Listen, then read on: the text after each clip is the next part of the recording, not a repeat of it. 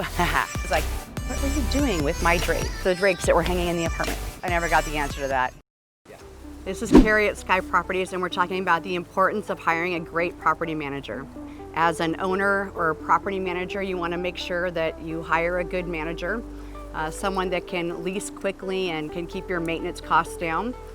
But if that person is not meeting the qualifications or the contract that you laid out for them in the beginning, it's important to act quickly and to document everything, making sure that their timesheets are accurate and describe what they're doing during the time they're working. The more time that goes by on a bad on-site manager, the worse things can get, and the more evidence they have against you, frankly, rather than the other way around. It's really important that owners document timesheets and what's happening with an on-site manager, because I don't think it's very common knowledge that some of the biggest lawsuits that property owners get are usually from on-site managers, and it's usually a wage and hour issue, and it can cost anywhere from $60,000 to $120,000. So the small business owners are usually the ones that step into this by accident. They don't know, or they're not documenting the way they should. One of the main reasons for hiring a property manager like Sky Properties is to have someone who does really understand the laws and how important it is to document,